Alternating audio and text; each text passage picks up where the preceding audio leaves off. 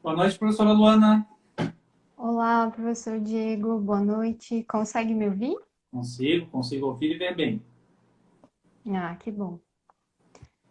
Bom, muito obrigada pelo convite. Estou bastante feliz de poder participar dessa conversa aqui hoje. Acho que é uma boa oportunidade para a gente pensar um pouquinho sobre esse tema que não é muito fácil, né? Sim, nem um pouco, nem um pouco. Bastante desafiador. Inclusive, acabei tocando em alguns pontos ali durante a minha fala no último encontro, porque realmente algumas questões são bem desafiadoras. Nós temos talvez poucas respostas definitivas a alguns desses problemas, e são desafios os quais a teoria do direito necessariamente vai precisar se confrontar. Tá? Então, o pessoal que está entrando aí, se eventualmente alguém ainda não nos conhece, né, já que estamos aqui com amigos em comuns, né? Eu sou o professor Diego, a professora Luana, ambos somos professores da UFSC, professora Luana de Sociologia, eu de História, tá? E a gente se dispôs hoje, né, para fazer um complemento desse atual debate que acabei trazendo por conta do minicurso Professor Espanha, tentar aprofundar uma das questões que acabava volta e meia aparecendo, que era essa relação entre o direito, essa ordem jurídica, especialmente complexa dos dias de hoje, e o neoliberalismo. Né? Então, enquanto ideologia ou programa econômico, a gente vai poder aprofundar um pouquinho mais nessas coisas, e que tipo, né, de política do direito está por detrás disso. Tá? Então, como a gente já tinha combinado, eu vou dar a palavra para o professor Luana, que é muito mais especialista no tema do que eu, já se ocupa a discutir esse tipo de relação há mais tempo. Né? A gente vai poder escutar a professora Luana aqui com calma nos próximos minutos. E daí depois também eu dou uma resposta daquilo que eu consiga fazer, e a gente conversa com o pessoal também para quem tiver perguntas. Então, professora Luana, né, mais uma vez, muito obrigado, bem-vinda, e agora ansiosos por escutá-lo. Obrigada, professor Diego. Como eu disse, eu que agradeço pela oportunidade, né? Então, para explicar um pouquinho também, porque o professor Diego disse que eu sou mais entendida do assunto, eu espero que, que eu corresponda a essas expectativas. Bom, a gente vem trabalhando no meu grupo de estudos, né, o Sociodir, com esse tema do neoliberalismo, pelo menos desde o ano passado. E então a gente tem se dedicado a tentar caracterizar esse fenômeno, né, que é algo que é bastante difícil. Então existe um debate bastante amplo dentro das ciências sociais, na tentativa de caracterizar o neoliberalismo, né? Então eu vou falar um pouco sobre isso na minha fala. E a gente tem nesse processo tentado fazer uma interlocução com o direito, né, para entender justamente quais são os impactos então desse fenômeno sobre o direito. Muito se fala do neoliberalismo, né, mas pouco a gente olha para o próprio direito para compreender então quais são esses impactos. Exatamente. Então, agradeço a presença de todos aqui, acho que a gente pode começar uma conversa bastante interessante sobre isso, né, e sobre como a gente vai poder pensar também o direito de agora em diante, tendo em vista que eu acho que a gente está vivenciando um momento com essa pandemia, um momento de crise e talvez de aprofundamento do próprio neoliberalismo, né? Então, a gente vai ter que repensar também o que isso vai significar. Eu vou colocar um pouco isso no final da minha fala. Bom, então, para começar, eu acho que a gente pode entender o neoliberalismo tanto como modelo político quanto modelo econômico do tempo que nós vivenciamos. Mas responder exatamente quais as características desse modelo político e desse modelo econômico não é algo fácil, né? Então, esse termo ele tem adquirido vários sentidos, né? Tanto como monetarismo, neoconservadorismo, consenso de Washington, reformas de mercado.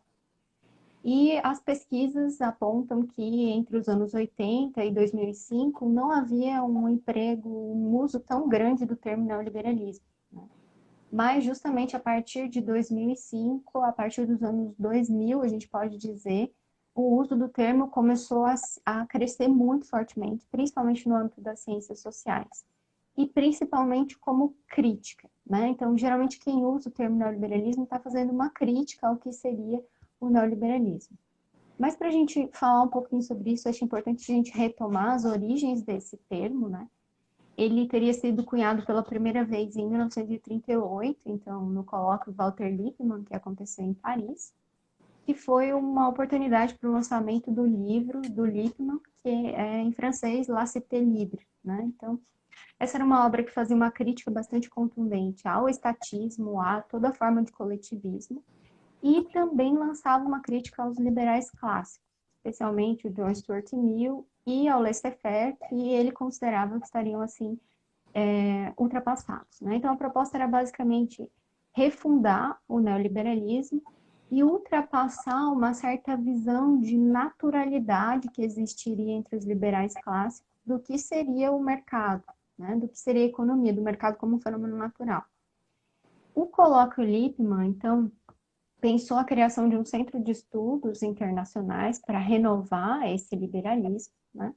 Mas devido à Segunda Guerra Mundial e à ocupação francesa, né, pela Alemanha, somente em 1947, algo semelhante à criação desse centro de estudos foi feito, que foi a criação da Sociedade de Mont-Pelerin, né? Então, a Sociedade de Mont-Pelerin é vista assim como um acontecimento que lança as bases desse neoliberalismo, né?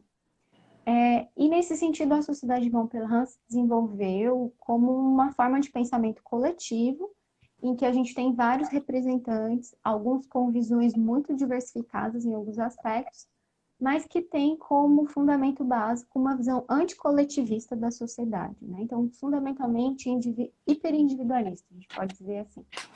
Tem um texto, inclusive, bastante interessante sobre isso, que é um texto de um sociólogo brasileiro, se chama Daniel Pereira de Andrade, e que ele vai justamente tentar escavar e caracterizar com maior clareza dentro das ciências sociais o que a gente pode compreender como neoliberalismo hoje, né? E sobre isso ele diz o seguinte: por exemplo, ordoliberais de Freiburgo, escola austríaca, escola de Chicago, representantes da London School of Economics, todos eles compartilham a utopia de livre mercado e uma posição contrária a toda forma de intervencionismo econômico e planejamento estatal centralizado. Então, são contrários ao keynesianismo, são contrários a qualquer forma de socialismo, a qualquer forma de desenvolvimentismo. Mas eles não necessariamente, né, então estou chamando todos esses de neoliberais junto com ele, eles não necessariamente vão ter alguma opinião comum sobre qual é o papel legítimo do Estado, então quais atribuições competem ou não ao Estado, sobre as diretrizes de política econômica e sobre se o laissez-faire do século XIX, né, foi uma experiência fracassada, em que medida ele foi. Então, apesar do crescimento e disseminação do neoliberalismo a partir da fundação da Sociedade de Montpellier, essa expressão ela foi praticamente abandonada pelos intelectuais, que aqui a gente está chamando de neoliberais, que passaram a se denominar unicamente como liberais, né? E por que isso? Me parece que há dois elementos desse abandono. Um deles, né, é a experiência da ditadura militar no Chile, com Pinochet, né? Então, a escola de Chicago teve uma influência muito grande na formação desses economistas chilenos, né? E por isso essa experiência teria desprestigiado o uso do termo neoliberalismo, né? Associando o neoliberalismo à repressão, à perda de liberdades, somente a não perdendo-se a liberdade econômica, né? Então, assim, esses autores vão parar de se denominar como neoliberais, né? Justamente por esse aspecto pejorativo que esse termo vai adquirir. E, apesar de não se denominarem neoliberais, o uso do termo, como eu falei, vai ter uma renovação muito grande a partir dos anos 2000. E talvez um dos fatores da renovação do uso desse termo seja o lançamento do livro O Nascimento da Biopolítica, do Foucault, e toda uma reconstrução de uma releitura do que seria essa razão de mundo, né? Então, para tentar caracterizar assim um pouco o que a gente pode entender como neoliberalismo para as ciências sociais, né? Eu vou adotar três frentes principais aqui. Uma primeira delas, né, é compreender o neoliberalismo como teoria e como prática econômica. Nessa perspectiva que parte fundamentalmente de uma leitura marxista, o neoliberalismo pode ser entendido como um projeto econômico que vai tentar restabelecer as condições de acumulação de capital e de restauração do poder das elites econômicas, não se, a partir fundamentalmente, né, da crise que aconteceu na década de 70, que levou essas elites a perderem, né, boa parte do seu domínio econômico, Mas é curioso que não necessariamente as políticas econômicas que vão ser implementadas, e a gente vai falar aqui de dois grandes representantes, a Thatcher e o Reagan, né? E o Espanha, inclusive, o cita no trabalho dele específico sobre neoliberalismo, não vão restituir o poder econômico às mesmas elites, né? Isso é bem interessante, bem curioso, esse fenômeno na Inglaterra. Mas, nos apegando um pouquinho a essa leitura, né? O Harvey, por exemplo, vai dizer que nesses governos houve intensa repressão, tanto de Thatcher quanto de Reagan, que são os dois primeiros marcos do que é esse modelo neoliberal, uma repressão intensa da classe trabalhadora, e uma estruturação de compromissos estatais com a desregulação, com a financiarização e com a austeridade do gasto público, né? Como eu já disse, o objetivo dessas políticas é fundamentalmente recuperar o poder econômico que as elites perderam com a crise econômica da década de 70, principalmente com o colapso dos ativos de ações, imóveis e poupança, né? E o Harvey fala muito disso nos Estados Unidos, né? Então, essa é a primeira leitura do que seria o neoliberalismo, que nessa perspectiva marxista é uma nova fase do capitalismo, né? Com algumas características próprias que estão relacionadas fundamentalmente com essa financiarização, com austeridade fiscal e com desregulação da economia. Uma segunda visão é uma visão que vai olhar para o neoliberalismo como teoria política, então vai tentar entender qual é o modelo de governabilidade que emerge. Essa visão tem raízes na leitura Foucaultiana, mas também vai entender qual é esse modelo de Estado que a gente pode chamar de um Estado neoliberal, né? E é bem interessante porque essa leitura a gente pode encontrar tanto uma leitura derivada do Foucault aí, quanto uma leitura weberiana, derivada de um autor que se chama William Davis, né?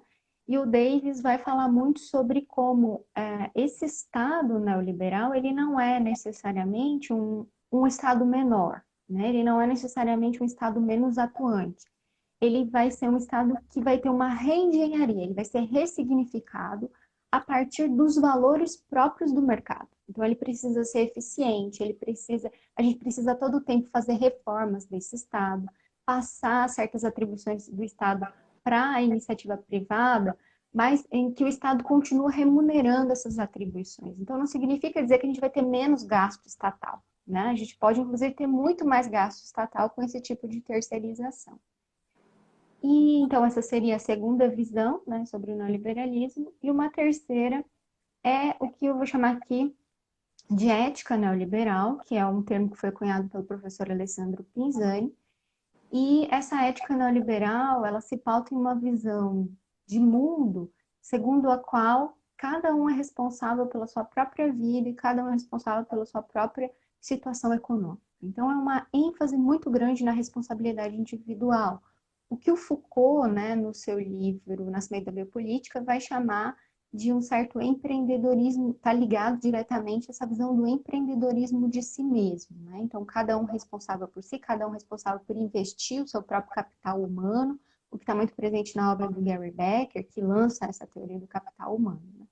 Então, essas três visões aqui do que seria o neoliberalismo, eu uso elas para a gente olhar um pouquinho para como o Espanha trata do que é o fenômeno do neoliberalismo e como o direito se configura dentro desse contexto, né? O Espanha, e eu e o professor Diego conversávamos um pouco sobre isso há algumas semanas, ele tem um texto muito interessante para a gente tentar, a partir desse texto, inclusive, construir uma visão do que seria o direito no contexto de neoliberalismo, que é um artigo que se chama Revolução Neoliberal e a Subversão do Modelo Jurídico, Crise, Direito e Argumentação Jurídica. Esse artigo foi publicado aqui no Brasil em 2012, né? E, segundo o Espanha, nesse texto, o neoliberalismo ele produz justamente uma subversão do modelo jurídico, né? Ele muda profundamente o que caracteriza o modelo jurídico de decisão.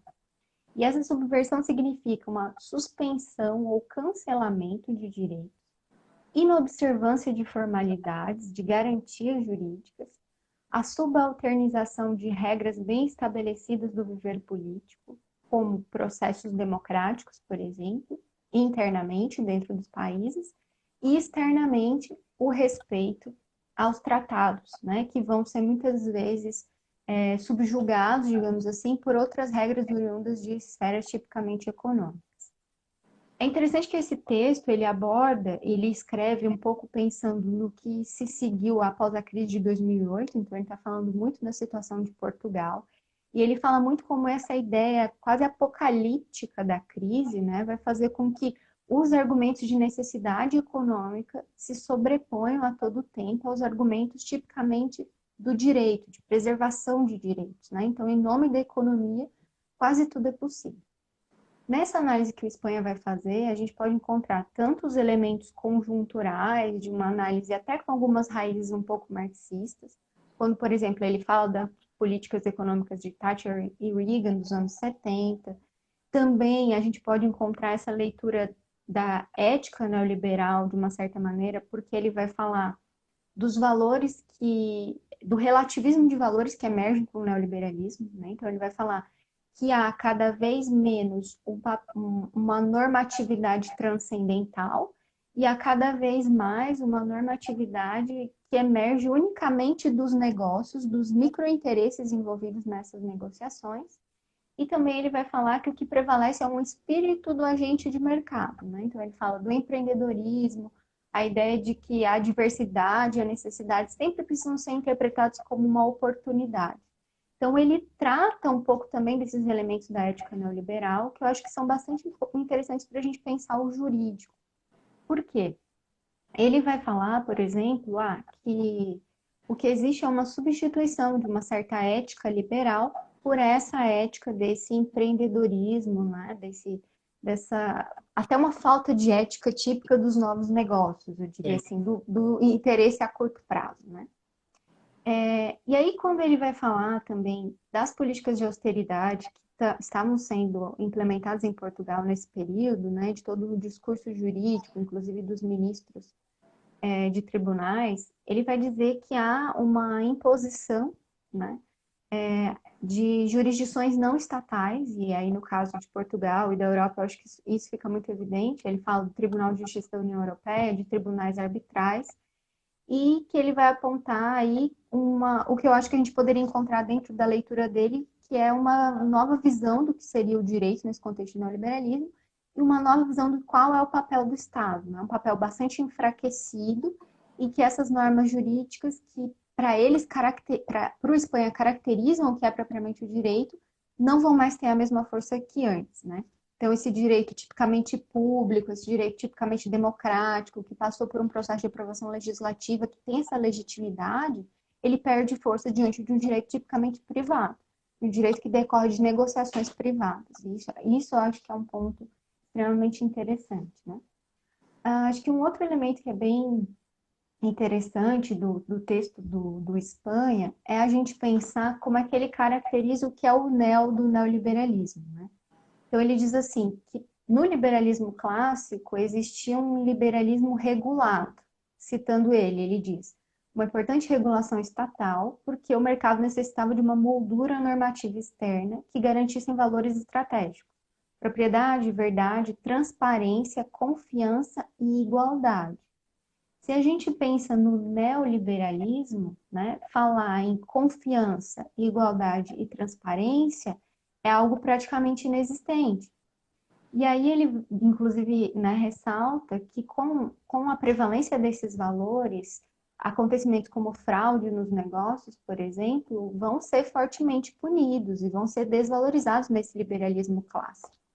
Isso porque existiriam certos códigos de conduta liberais que estão relacionados a uma ética da honra, uma ética da responsabilidade.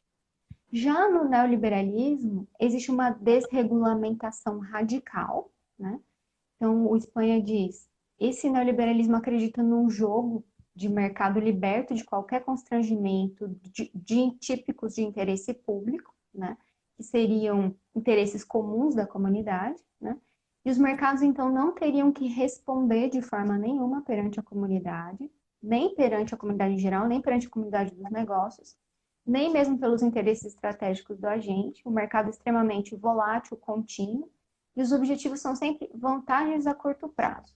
na medida em que o médio e o longo prazo são sempre aleatórios, né? O que dá margem a gente visualizar a economia de cassino, a economia da sorte, né? O mercado é, assim, um grande jogo de sorte e azar, na verdade, né? E aí, é bem interessante quando a gente olha para isso, né? Porque o Espanha vai falar que os valores que vão prevalecer nesse contexto são unicamente valores, aquilo que eu dizia antes, né? Inerentes a essas transações, valores de custo, de análise de custos e benefícios imediatos. Então, o que que me é conveniente observar, o que que não me é conveniente observar nesse negócio, né? Não havendo, assim, qualquer tipo de estrutura transcendental da regulação desses negócios. E aí eu acho que o Espanha vai apontar para algumas mudanças bastante interessantes que vão acontecer no direito. E aí ele fala dessa ênfase ilimitada na liberdade negocial, desregulação legislativa, ênfase exclusiva na regulação dos negócios pelas regras praticadas no próprio mundo dos negócios, resolução de conflitos por arbitragem, cada vez menor o papel do direito tipicamente estatal, desconsideração de interesses de natureza comunitária, então, direitos de trabalhadores, consumidores, contribuintes, meio ambiente, tudo isso fica em segundo plano, não pode interferir nos negócios, né? Desvalorização da transparência das operações, e isso é um ponto que eu acho extremamente interessante, juntamente com outro fator, que é o uso intensivo de meios jurídicos para tornar os negócios opacos e seguros, porque isso teve um papel muito importante na crise econômica de 2008, né? Foi justamente essa opacidade de certas transações econômicas que depende de instrumentos jurídicos, Sim. mas também de uma matemática financeira e econômica extremamente opaca, que possibilitou que ativos podres fossem vendidos como ativos bons, né? E teve um papel muito grande para que a crise efetivamente acontecesse. Então, todos esses elementos que ele aponta, eu acho que nos permitem visualizar que o direito tipicamente legislativo vai abrir espaço para essa regulação dos próprios agentes de mercado, né? E também aquele elemento que eu falava antes do neoliberalismo, que é uma crítica a tudo que é coletivo, né? Então, direitos trabalhistas, direitos consumidores, meio ambiente, tudo isso fica em segundo plano para valorizar cada vez mais os interesses daqueles que negociam no mercado, né? Esses são os interesses sagrados, quase tidos como naturais, né? Que não podem ser de forma alguma desrespeitados, porque isso pode gerar uma catástrofe, né, econômica.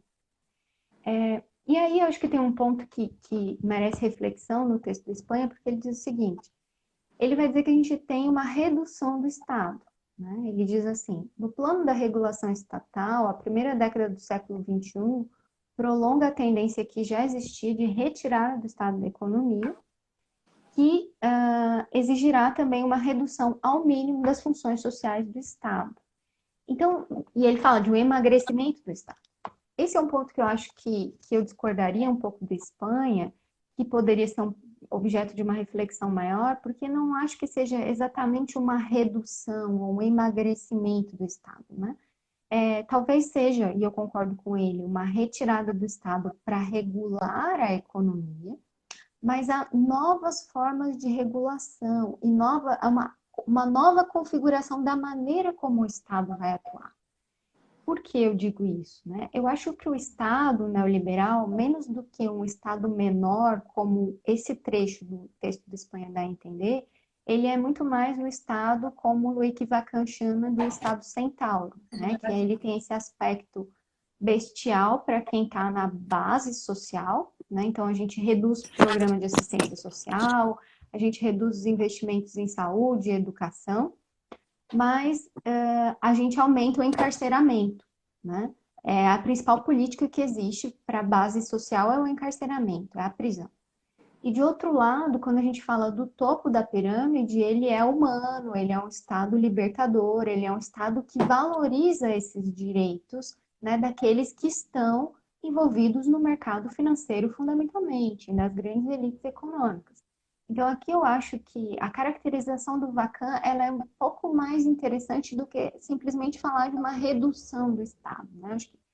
E isso se confirma, inclusive, em outros trechos do texto do Espanha, né? Por exemplo, quando ele diz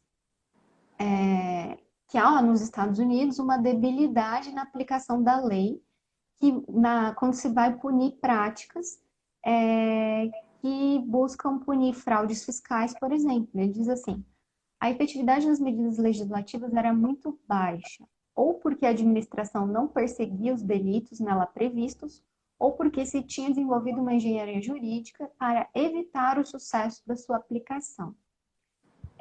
Então, isso eu acho que indica justamente que não é reduzir o Estado, né? É dar uma reengenharia que possibilite ao Estado beneficiar alguns setores e algumas classes. Aí não tem como a gente fugir, me parece, de uma leitura marxista, mas não de uma leitura de classes, mas não simplista, né? Porque esses interesses das classes econômicas são divergentes entre si. Agora, esse Estado ele está respondendo a interesses de classes financeiras muito específicas. Então, aqui eu acho que a gente tem um ponto interessante. E esse mesmo Estado centauro, a gente pode visualizar também na caracterização de Espanha, quando ele está tratando dos direitos adquiridos, que eu acho que é um ponto bem interessante do texto dele. Ele vai dizer o seguinte: os direitos adquiridos, enquanto expressão do individualismo liberal, e agora os direitos adquiridos sociais, como manifestação de um processo de extensão do Estado, gozam de má fama. Ele diz: os direitos adquiridos são agora identificados como direitos à prestação do Estado Social, insinuando-se uma não identidade entre os direitos adquiridos frente ao Estado, aqueles direitos de prestações sociais, e os direitos adquiridos no comércio, no mercado, em que o Estado, como agente privado, pode participar. No caso dos direitos adquiridos no mercado, né, esses direitos eles não são atacados e eles tendem a ser considerados como invioláveis, reforçando essa inviolabilidade desses direitos, né, tudo respondendo a princípios de necessidade pragmática, de manter ou de reforçar a confiança dos agentes do mercado. Já os direitos adquiridos sociais, que dependem de prestações do Estado, esses direitos adquiridos tendem a ser precarizados, né?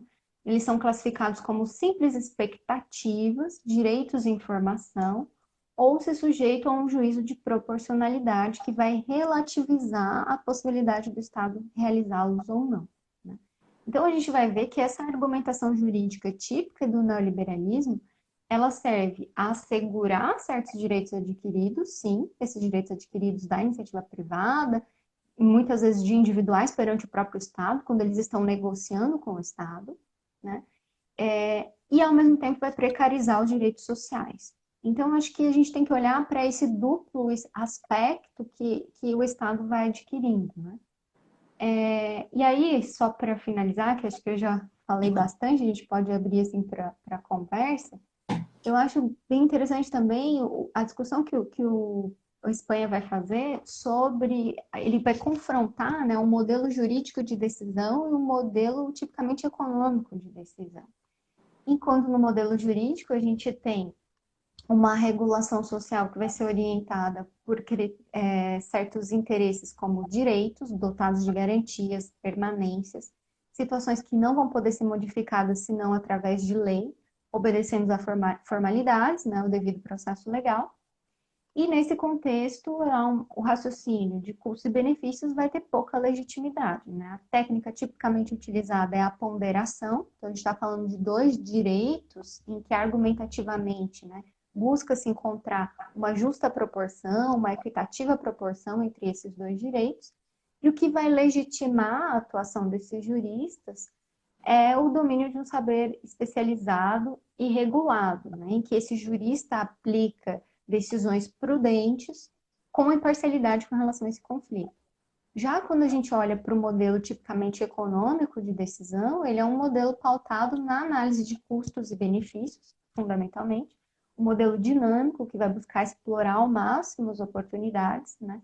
O aproveitamento ágil de momentos favoráveis, de janelas de oportunidade, rentabilização de acontecimentos conjunturais, tendo em vista sempre maximizar as vantagens que podem ser obtidas.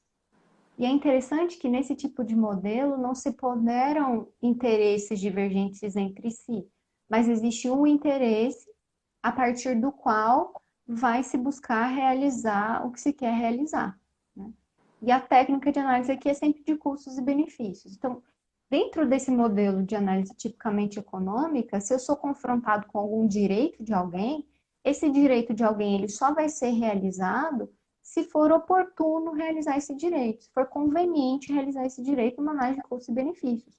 Nunca como um direito que tem uma valorização em si, né? Que tem uma valorização por si, por ser um direito, porque está previsto em lei e porque existe uma obrigação de cumpri-lo. Eu vou cumprir essa obrigação se for conveniente cumprir, sempre nessa análise de custos e benefícios. Então, eu acho que é muito interessante essa análise que o Espanha vai trazer, porque ele vai falar, bom, nesse contexto de globalização econômica que a gente está envolvido, né, o direito ele vai sendo cada vez mais submetido a esse modelo de decisão tipicamente econômico, ele tem que se adaptar, ele vai incorporar esses argumentos, né?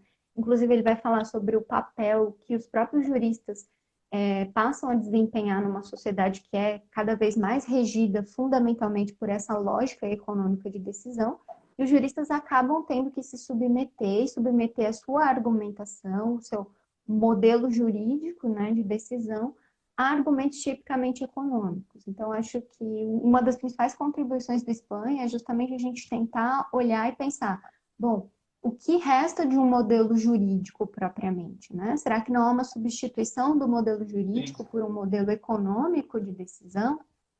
Então, acho que aqui tem vários pontos a serem pensados, e o Espanha também traz todo um debate muito interessante sobre qual é o papel dos juristas no contexto de globalização econômica, né? Ele vai falar como certas profissões jurídicas começam a ser muito valorizadas, né? Então, a profissão de um árbitro, por exemplo, de um advogado de negócios no âmbito internacional, que conhece a pluralidade de normas que vão regular os negócios no âmbito internacional, e outras profissões mais tradicionais, então advogados que vão atuar no âmbito interno, com pequenas causas, ou só quem é só professor, né, ou então quem é magistrado, que tem uma carreira típica de Estado, todos esses vão sendo vistos cada vez mais como representantes de um certo conservadorismo que precisa ser ultrapassado, que não está de acordo com o dinamismo necessário da economia.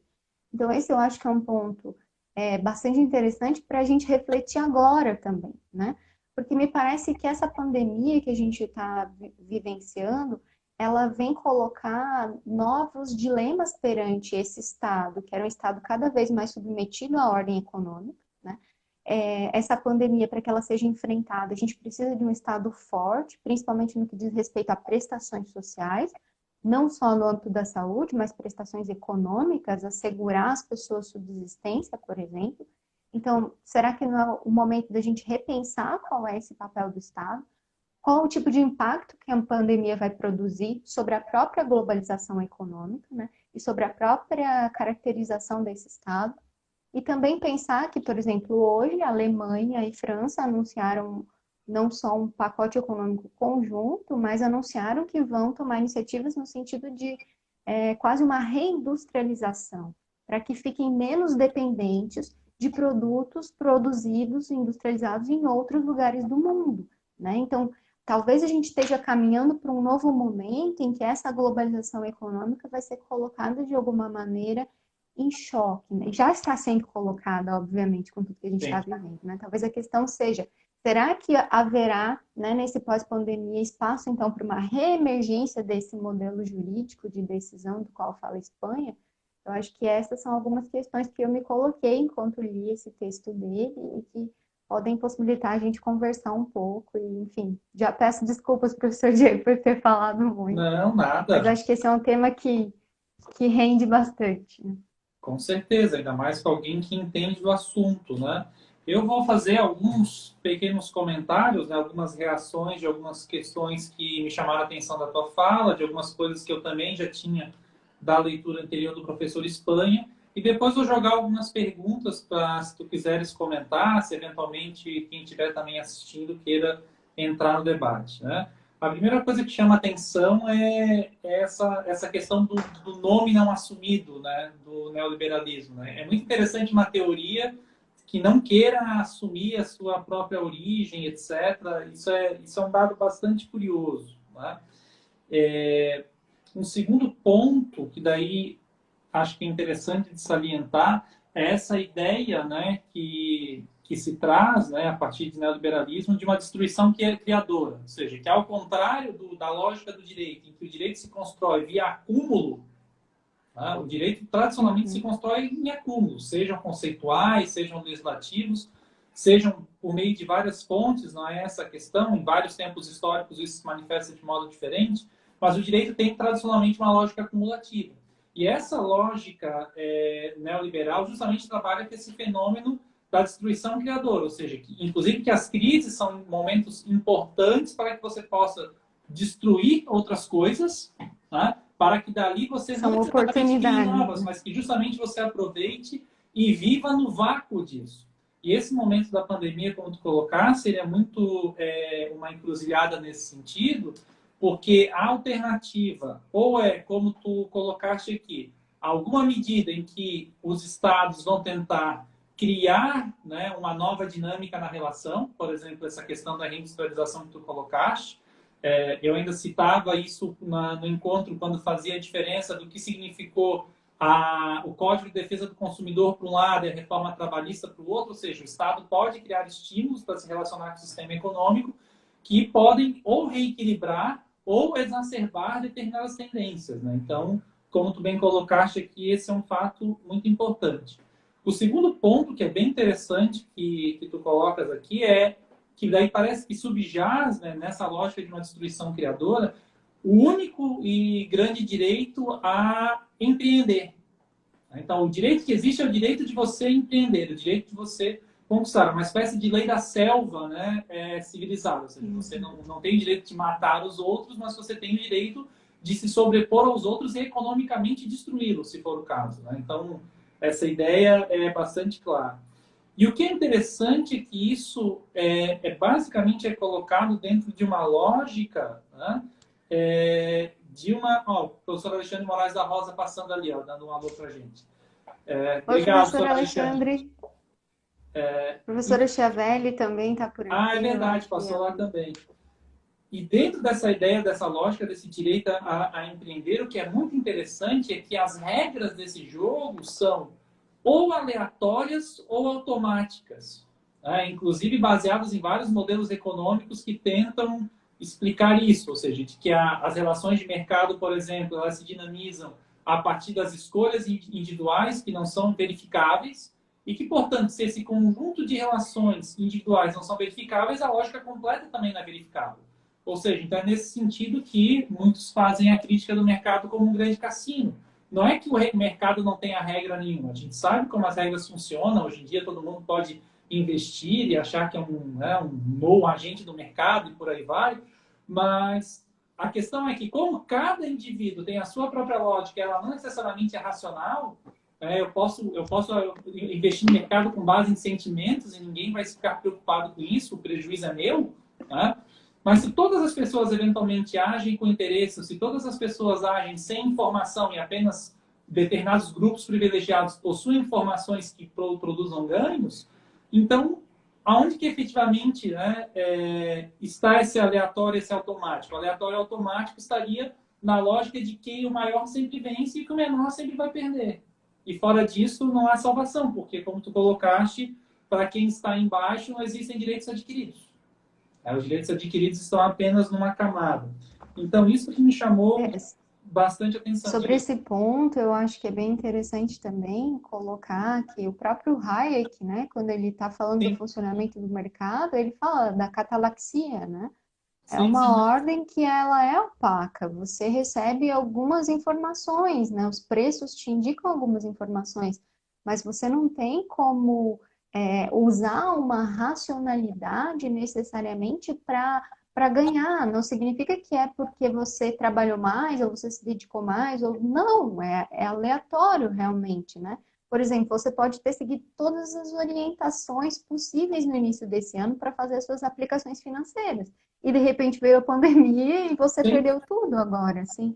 Então não há uma, por mais racional, seguindo a própria racionalidade econômica que você seja, né, a ordem é um jogo de sorte e azar.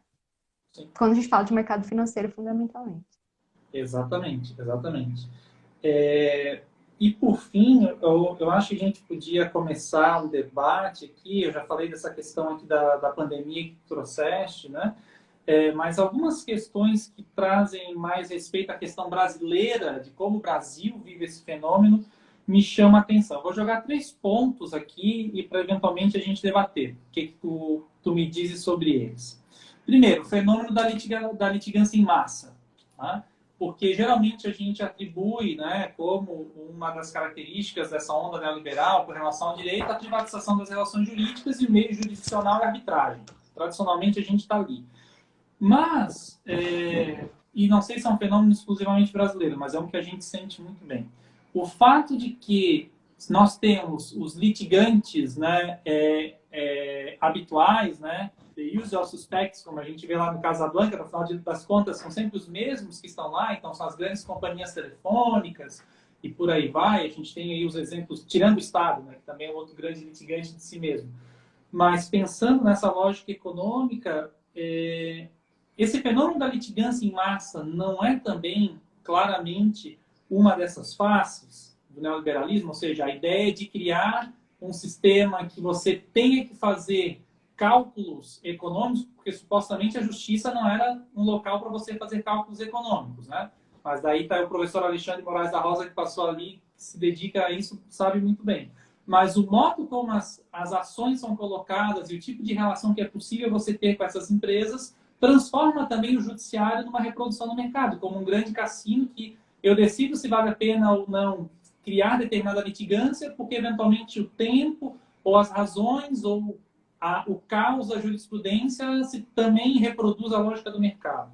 Ou seja, então, no final das contas, o fenômeno da litigância em massa não é uma dessas traduções da lógica do mercado para a lógica do direito? Um segundo ponto, que é a ideia da autonomia do Banco Central, né? Que parece que é um dos mantras colocados, que é a seguinte ideia, ou seja, o Banco Central ele não pode mais receber comandos diretos do Ministério da Economia ou da Presidência da República, o Banco Central deve regular por si mesmo. Mas o Banco Central é quem decide as coisas importantes, emissão de moeda, taxa de juros e por aí vai. Ou seja, um Banco Central autônomo não é a negação da própria ideia de um Banco Central? Ou seja, então, um banco central autônomo e a não existência de um Banco Central seria a mesma coisa, porque do lado contrário a gente teria uma colonização tecnocrata definitiva dentro do aparelho de Estado. Ou seja, você teria um parasita ali dentro, agentes de mercado que decidem como o Estado investe ou não investe. Tá? E o terceiro ponto, né, que é quase jocoso, né, são, né, já que a gente está aqui numa live, são as lives dos ministros do STF com agentes de mercado, né, como lá, o Barroso na XP, o Gilmar Mendes com sei lá qual outra, e por aí vai. O que significa isso? O que significa ministros de uma Corte Suprema discursarem para agentes de mercado? Que tipo de discurso é esse? Daí a minha rasa compreensão do fenômeno ainda tem muita dificuldade em tentar apreender o que está por detrás disso, o que pode efetivamente estar por detrás disso. Daí, eventualmente, não sei se essas questões de algum modo te fazem sentido. Assim, foram coisas que foram passando pela minha cabeça. A gente tem assistido mais noticiário na pandemia, né? Então, essas volta e meia vai, aumenta, não aumenta a taxa de juros. A taxa de juros chegou ao seu menor índice histórico, mas não.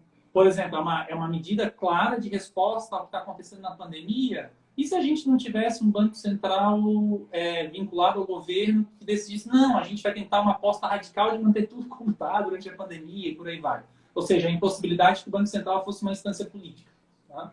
Então, são esses pontos aqui que eu levanto, eu não sei o que eles te dizem. Assim. Eu vou começar pelo final. Eu acho que esse ponto, né, das lives dos ministros dos tribunais superiores com agentes do mercado, né, demonstra, obviamente, o caráter extremamente político do direito e, de uma certa maneira, ele reafirma a leitura que o Vacan faz do Estado como um Estado centauro, né? Então, eu nunca vi um ministro dos tribunais superiores, por exemplo, fazendo uma live com movimentos sociais, né? Eu nunca vi fazendo uma live com os sindicatos, eu nunca vi esse tipo de live, né, que a gente está falando de direitos sociais, de prestações de direitos típicas do Estado. Ué, se a gente está falando de debate sobre direitos, por que não existem lives também, né, enfim, os representantes desse tipo de direito, de luta por direito social? Então, acho que fica muito claro o papel cada vez mais central que o direito tem, né? Então, não se trata exatamente de uma ausência, de uma falta de regulação estatal, mas de um papel que o Estado e que o direito vão ter de conformar a lógica jurídica de acordo com os interesses do mercado, né? E os próprios ministros estão atentos a esse papel que eles desempenham, né? Então, eles estão atentos a acalmar os agentes do mercado, a dizer que eles sabem da necessidade, da importância dos cálculos econômicos, tudo isso. Então, isso demonstra também essa adequação, né? A adequação dos ministros à própria lógica econômica, me parece que o Espanha trata nesse texto dele. Então, eles estão atentos a isso e isso se conforma a esse Estado neoliberal, esse Estado centauro, né? Que é tão libertador para o topo, assim, né? Tão receptivo para os interesses Sim. daqueles que compõem essa elite financeira. Então, eles estão sendo receptivos ao conversarem, a dialogarem, né? Ao ouvirem também que querem que eles decidam. Então, acho que é um elemento.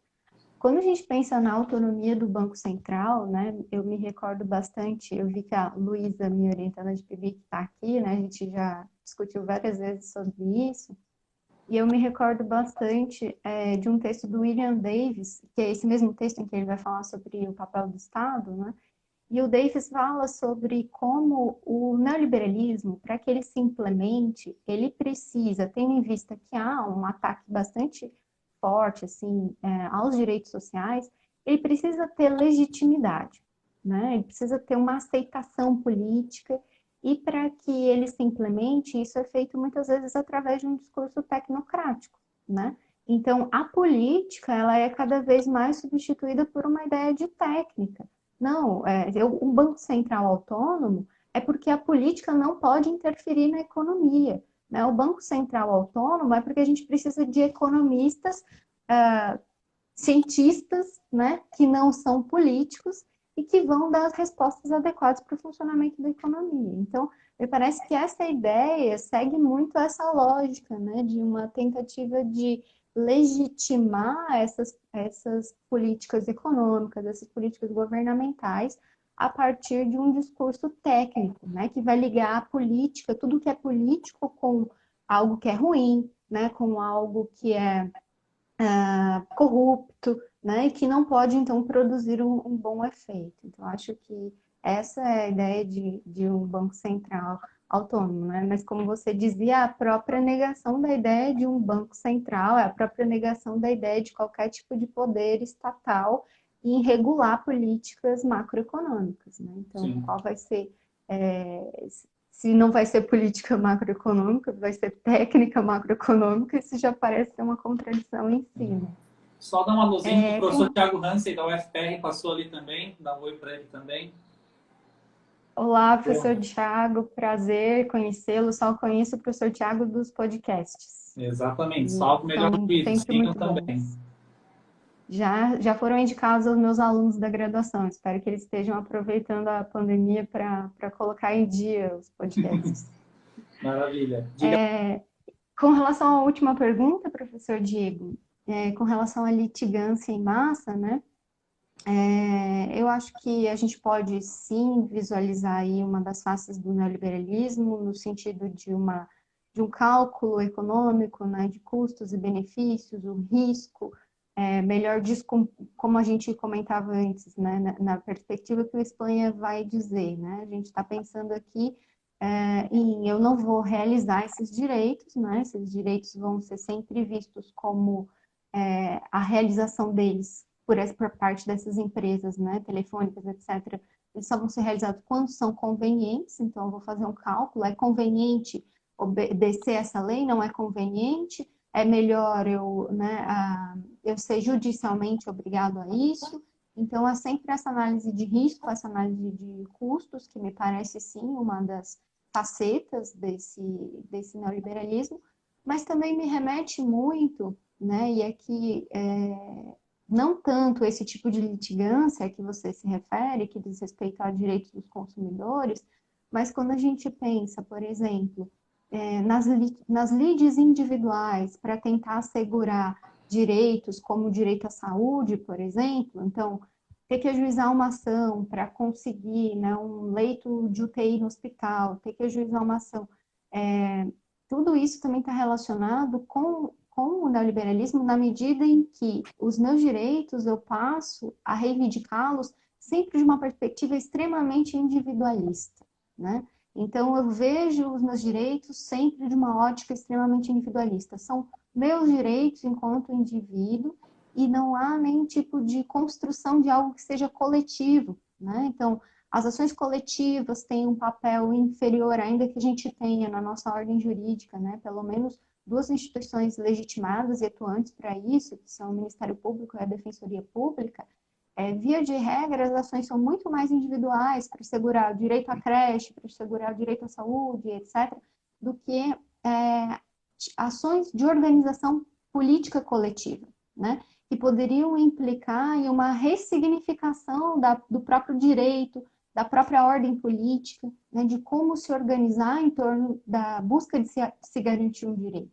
Então, o que condiz muito mais com a lógica neoliberal, eu contratar um advogado, eu acessar a defensoria pública e tentar realizar o meu direito individual, tendo em vista que eu sou responsável por mim mesmo, né? Que eu preciso resolver os meus problemas, que eu devo buscar, do que, por exemplo, me reunir numa associação de bairros, numa associação de moradores, me vincular a um partido político, né? Demandar politicamente, de uma forma mais ampla, a realização de um direito, né? Demandar o executivo de uma forma mais ampla, por exemplo, como bairro, como uma comunidade.